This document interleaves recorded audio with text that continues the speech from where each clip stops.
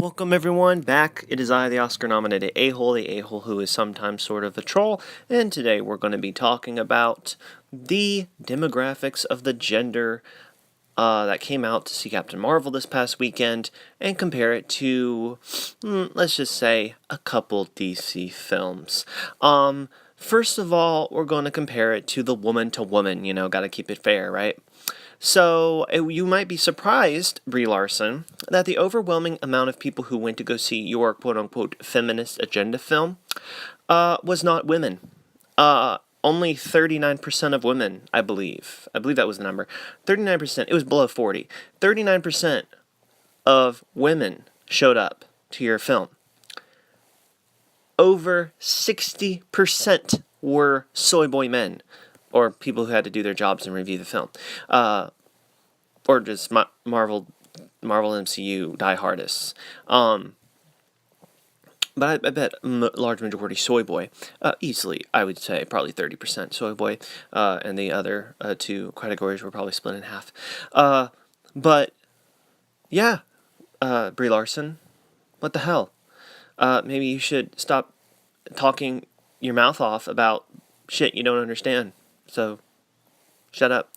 Anyways, so what about the demographic for Wonder Woman? Well, actually, Wonder Woman had over 50% female representation, as Grace Randolph would say. Female representation. But nonetheless, there was over half the audience, I believe it was 53%, were women. And the 47% were men. Which just goes to show you that a sexy, attractive, non-throwing agenda forcing down your throat movie that, by the way, came off of a lackluster performance of BVS and in a cinematic franchise that has been very lackluster, and Wonder Woman came out and everyone loved it. People were like, what? Or at least not loved it, but at least people were like, best DCEU film so far. It was a great film. Very well done. I mean, in the marketing, I never heard about wham in this, wham in that, female, she, her, oh. None of that. Gal Gadot didn't come out and say, I don't need no 40-year-old white dude telling me what he thought about my movie. It wasn't made for him. Like, she didn't. You know why? Because she has a brain and she uses it. Anyways, and she's attractive, and she wears an attractive outfit that doesn't show off too much, but at least shows something, embraces her femininity, rather than brushing it aside and trying to embrace masculinity. So thank you, Gal Gadot, really much so. Appreciate your wonderful performance as Wonder Woman, and I'm sure many other people do as well. And when you watched her performance, you didn't cringe.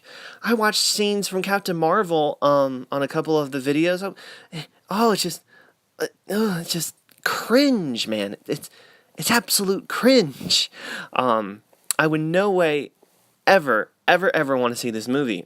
I can't stand Brie Larson. She is Captain Marvel is Brie Larson, not Brie Larson is Captain Marvel. And it's just annoying. Anyways, then let's look at, this is even more interesting. Let's look at the Aquaman numbers. The Aquaman numbers. Oh, this is most interesting. The Aquaman numbers was overwhelmingly female. I believe it was in the 60% range. Kind of like Captain Marvel is with men and women. Aquaman was the flip side of that. Interesting. A lead role, who is obviously a macho man, a man's man, drinks beer, got a beard, long hair, ripped abs, shirtless. Interesting. Not a feminist film, yet a lot of women wanted to go see it. Why is that, Captain Whammon? Why is that, Brie Larson? Is it possibly because women want men's men? They want to see movies either with women who embrace being a woman and not attack men and just be happy with being a woman and celebrating womanhood, or they want to see a film where a man embraces masculinity and embraces being a man's man. Yeah, most women do. Most women want to see a guy be a dude. They want to see a Rambo. They want to see a Terminator. They want to see Rocky. They want to see a man's man.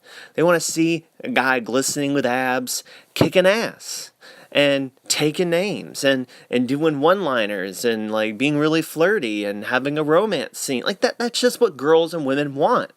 And nothing's wrong with that. Nothing at all.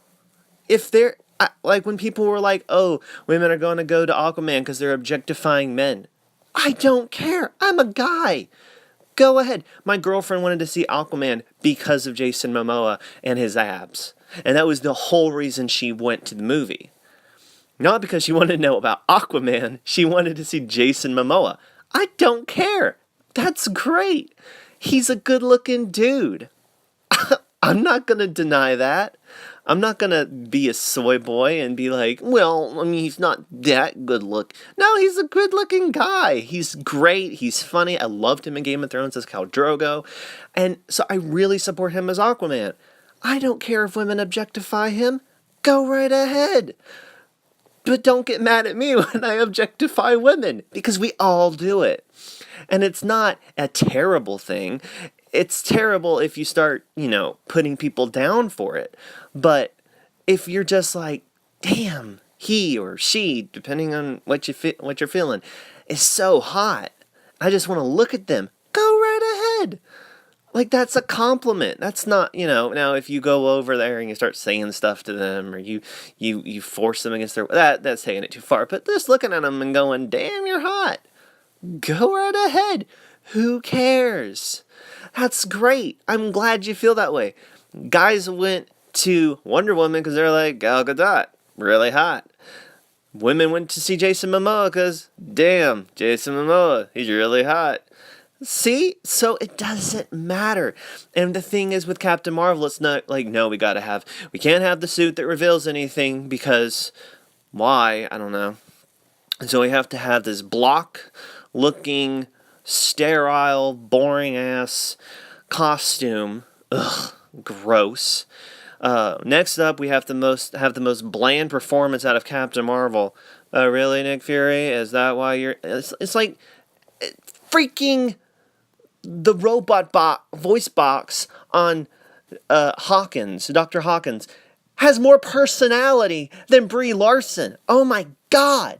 This woman is so freaking boring. Like she has, resting bitch face. She has constant resting bitch face to the point that not only does it affect her physical appearance, it affects her actual person.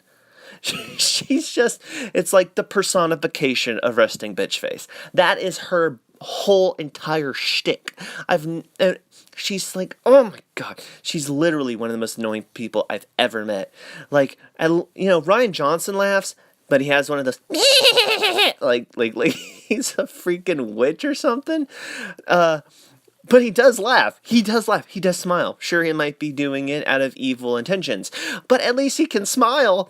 Brie Larson, she's just like, I'm Brie Larson. I'm better than everyone else.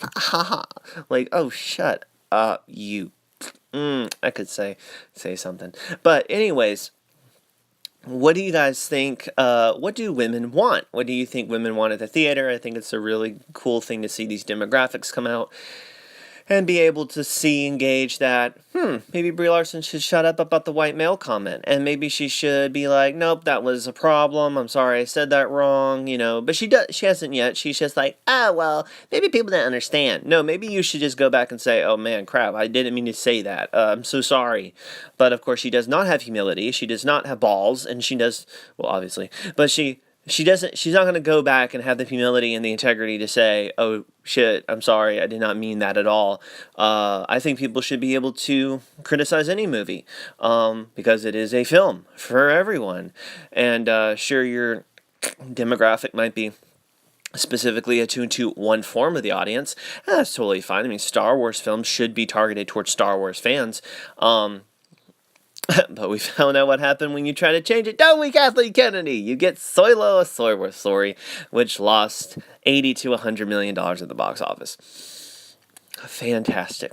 Anyways, so what do you guys think? Comment down in the section below, like the video, and subscribe to the channel if you have not yet done so. And as always, ladies and gents, have a fantastic rest of your day.